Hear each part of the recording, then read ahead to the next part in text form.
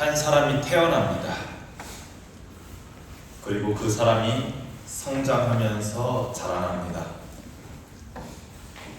동시에 세상과 관계 맺으며 배우며 학습합니다.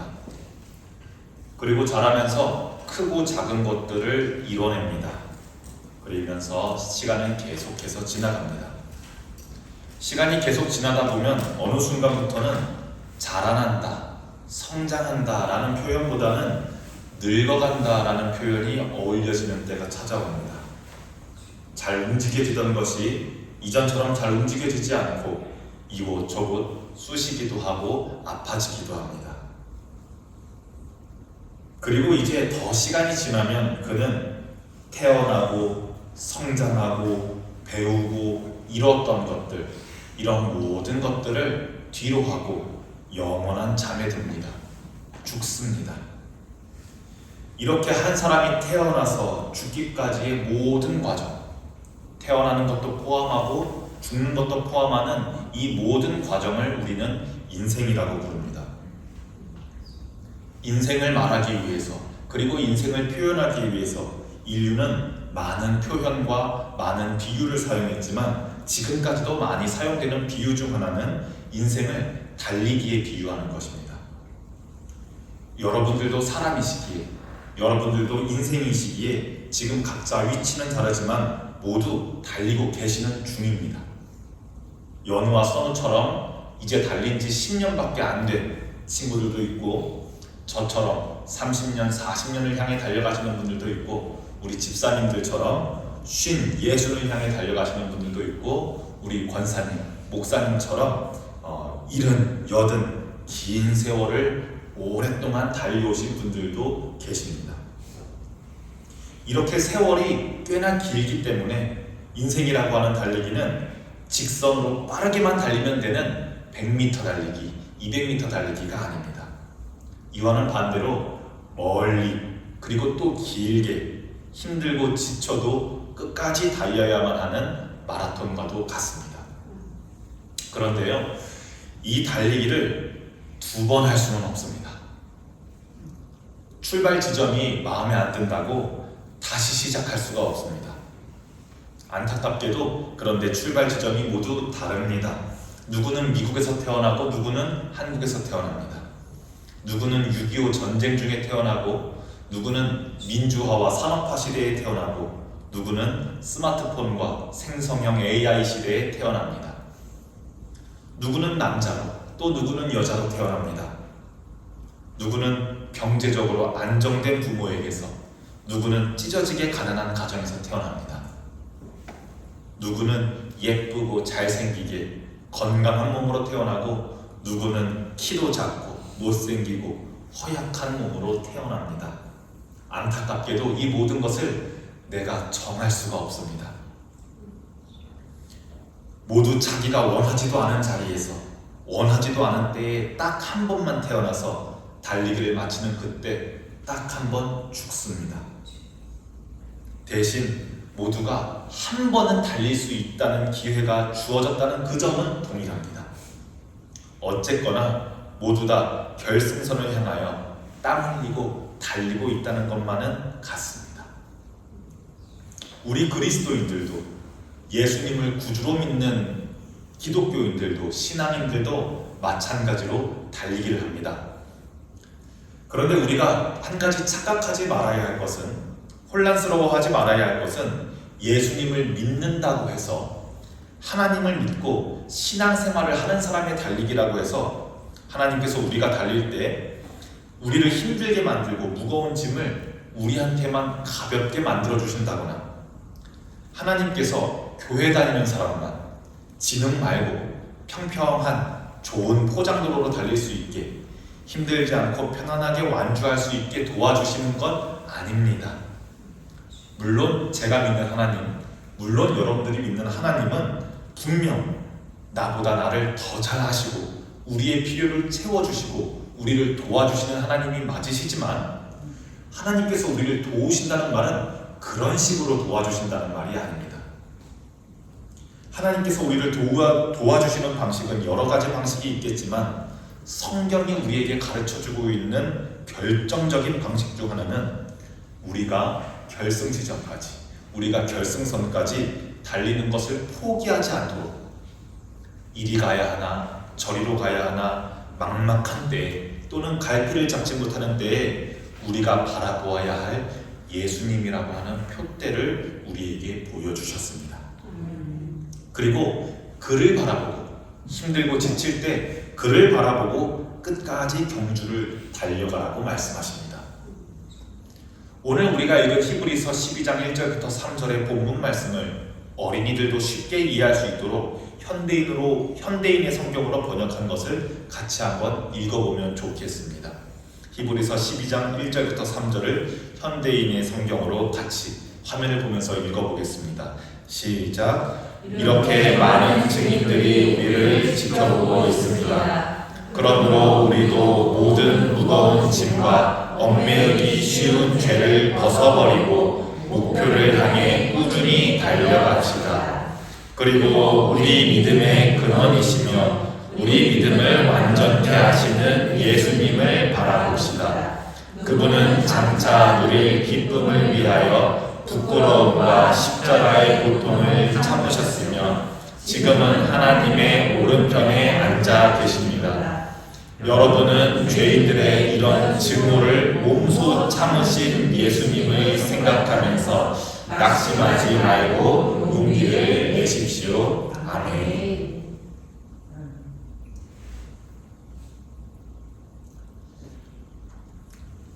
이 히브리서라고 하는 편지는 고향 땅을 떠나서 세계 곳곳에 여기저기 흩어져서 타지에서 신앙생활하고 있는 유대 히브리인들이 고향 땅 예루살렘, 고향 땅 이스라엘을 생각하면서 눈물 흘리며 읽던 그런 편지입니다.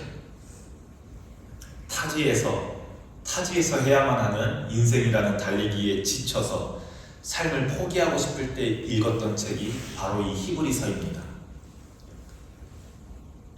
이들은 편지를 읽으면서 하나님께서 주시는 위로를 받습니다. 이렇게 많은 증인들이 우리를 지켜보고 있습니다. 그러므로 우리도 모든 무거운 짐과 얽매이기 쉬운 죄를 벗어버리고 목표를 향해 꾸준히 달려갑시다. 히브리서 12장이 시작할 때 많은 증인들이 우리를 지켜보고 있다고 하는데 이 증인들은 누구를 가리키냐면 우리보다 먼저, 나보다 먼저 하나님을 신뢰하고 느리지만 꿋꿋하게 예수님을 바라보며 인생의 달리기를 완주했던 신앙의 선배들을 말합니다. 이 증인들이 누구인지는 12장의 앞에 장, 11장의 전체에 걸쳐서 나옵니다. 우리가 흔히 어렸을 때 성경 공부를 할 때 히브리서 11장을 믿음장이라고 하면서 배우셨을 텐데요. 이 히브리서 11장은 히브리 민족 신앙의 선배들의 이야기가 저 옛날 아담의 아들 아벨부터 시작합니다. 믿음으로 가인보다 더 나은 제사를 드렸던 아벨, 모두의 비웃음을 받았지만 믿음으로 방주를 지어 가족들을 구원해내었던 노아, 믿음으로 편안한 생활을 뒤로하고 편안한 고향 땅을 뒤로하고 고향 땅을 떠난 아브라함, 이삭, 야곱, 늙은 나이에도 불구하고 흔히 말하는 때가 지났음에도 불구하고 믿음으로 자녀를 가지게 된 사라, 믿음으로 파라오 앞에서도 백성들을 구원해내었던 모세, 믿음으로 여리고성을 정탐하러 온 사람들을 친절하게 도와주어서 구원받았던 이방인이자 동시에 기생이었던 라합, 그 밖에 사사 기드온, 사사 삼손, 사무엘 선지자, 믿음으로 거대한 골리앗과 싸웠던 소년 다윗, 신앙의 선배들, 믿음으로 경주를 끝까지 달렸던 히브리인들의 조상들을 11장에서 시간 순서대로 차례대로 열거합니다. 히브리서를 읽는 이 히브리인들은 삶의 어려움 가운데에서도 나보다 먼저 믿음의 달리기를 끝마친 선배들의 이야기를 읽으면서 위로를 얻었습니다. 혹시 여러분들의 이런 신앙의 선배는 누구입니까? 여러분들도 믿음의 선배가 있습니까? 여러분들을 처음으로 교회로 이끌어주고 인도해준 사람은 누굽니까? 여러분들에게 예수님이 어디 계신지 알려주고 예수님을 소개시켜준 사람은 누굽니까? 여러분들의 손을 꼭 부여잡고 한 번만 예배 드려봐 하고 교회로 이끌어준 사람은 누구입니까? 제 개인적인 이야기를 하자면 저는 모태신앙으로 태어났습니다. 그래서 제게는 이 히브리서 12장 1절에 나와 있는 허다한 증인이 저에게는 본의 아니게 아버지와 어머니입니다. 제가 뛰고 있는 기독교인으로서의 달리기는 제 믿음의 경주는 아버지와 어머니가 지켜보고 계십니다. 그래서 저는 저의 달리기를 늘 지켜봐주는 어머니와 아버지가 감사합니다. 그래서 어떻게 보면 이 전도라고 하는 것이 참 값진 것 같습니다. 왜냐하면 단순히 교회의 신도 숫자가 늘어나서가 아니라 내가 누군가를 전도했다는 것은, 내가 누군가에게 예수님을 소개시켜 주었다는 것은 내가 먼저 된 증인으로서 누군가를 신앙의 달리기로 인도하고 예수님을 바라보라고, 우리의 목표 결승 지점에는 예수님이 계시다고 인도하고 그가 잘 달릴 수 있도록, 그가 힘들고 지쳐도 잘 달릴 수 있도록 응원하는 자리에 내가 서는 것이기 때문입니다. 제 어머니도 저보다 앞서 이 믿음의 경주를 달려가셨으니, 제 아버지도 저보다 앞서 이 믿음의 경주를 달려가셨으니 저도 무거운 짐과 얽매이기 쉬운 죄를 벗어버리고 목표를 향해 꾸준히 달려가야 합니다. 그리고 그렇게 달려가려고 합니다. 여러분들도 얽매이기 쉬운 죄를 벗어버리시고 목표를 향해 힘들어도 꾸준히 달려가십시오. 그런데 이 인생이란 것은 그것이 인생이다 보니 달리다 보면 지치기도 하고, 달리다 보면 내가 이렇게 고생하면서까지 달려야 하나? 내가 뭐 때문에 이렇게, 남들은 편하게 걸어가고 있는데, 남들은 포장도로로 걸어가고 있는데 나만 이렇게 고생하면서 달려야 하나 싶기도 하고, 지금까지 이게 목표인 줄 알고, 이게 목표로 가는 길인 줄 알고 달리던 길이 여기가 아닌가, 갈피를 잡지 못해 헷갈리기도 하는 게 우리 인생입니다. 그리고 또 우리 인생의 경주에서는 이렇게 수많은 갈림길, 비포장도로, 물웅덩이, 장애물들이 참 많습니다. 이때 대부분의 사람들은 조금 더 넓은 길, 남들이 많이 걸어가서 조금 더 잘 닦여있는 길, 아니면 좀 더 나의 육신을 편하게 하고 좀 더 효율적인, 좀 더 경제적인 길을 택합니다. 그런데 그러다 보면 나의 삶의 마지막 결승점과 나의 마지막 목표는 잊은 채 편한 선택, 지금 내 눈앞에 있는 더 나은 선택지를 택하며 살아가는 게 사실 거의 모든 사람들이 걸어가고 있는 길입니다. 만약 이 사람들에게 당신의 삶의 궁극적인 목적지는 어디입니까? 당신의 삶의 궁극적인 목표는 무엇입니까? 이렇게 묻는다면 아마 콧방귀를 뀌면서 이렇게 대답할 겁니다. 에이, 무슨 삶의 궁극적인 목표, 궁극적인 목적지입니까? 사람 일은 내일 알 수 없어요. 내일 일은 사람이 알 수가 없어요. 먼 나중은 생각하지 말고 지금 오늘을 행복하게 즐기며 살아가는 게 우리한테는 최선입니다. 아마 이렇게 대답할 겁니다. 이렇게 대부분의 사람들은, 많은 사람들은 삶의 단기적인 목적과 단기적인 목표는 있지만 나의 인생 전체를 결정짓는, 인생 전체의 결승지점이 되는 곳을 바라보면서 달리지는 않습니다. 나의 인생의 결승지점에서 내가 도착하고 있는 그때까지 나를 기다리고 있는 그분에 대해서는 딱히 생각하지 않습니다. 여기서 신앙인들의 달리기는, 여기서 그리스도인들의 달리기는 다른들과의 달리기와는 차별됩니다. 왜냐하면 신앙인은, 왜냐하면 기독교인은 마지막 결승지점에 있는 그분을 바라보면서 달려가는 사람이기 때문입니다. 그래서 내 발 앞에 무릉덩이가 있어도, 장애물이 있어도, 몇 갈래 헷갈리게 만드는 갈래길이 있어도 내 앞에 있는 그것보다 더 멀리 계시는 그분이 더 크기 때문에 그분을 바라보며 달려갑니다. 여러분들의 인생의 경주도 이와 같기를 바라며 12장 2절을 우리가 함께 읽어보겠습니다. 그리고 우리 믿음의 근원이시며 우리 믿음을 완전케 하시는 예수님을 바라봅시다. 그분은 장차 누릴 기쁨을 위하여 부끄러움과 십자가의 고통을 참으셨으며 지금은 하나님의 오른편에 앉아 계십니다. 그렇습니다, 여러분. 우리의 믿음의 근원이시며 우리의 믿음을 완전하게 하시는 예수님을 바라봅시다. 혹시 지금 이 자리에 불안과 두려운 마음을 가지고 예배를 드리러 오신 분이 계십니까? 혹시 이 자리에 학교와 가정, 일터에서 수치와 부끄러움을 겪은 채로 예배 드리러 오신 분이 계십니까? 혹시 이 자리에 질병과 몸의 고통을 참으시면서 예배에 오신 분이, 예배를 드리러 오신 분이 계십니까? 예수님도 여러분처럼 이런 부끄러움과 십자가의 고통을 참으셨습니다. 그러나 하나님께서는 이런 믿음의 경주를 모두 마친 예수님을 의롭다고 하셨습니다. 그를 죽음 가운데, 저주 가운데 버려두지 않으시고 예수님을 하나님 우편에 앉게 하셨습니다. 여러분들이 믿는 예수님은 그런 분이셨습니다.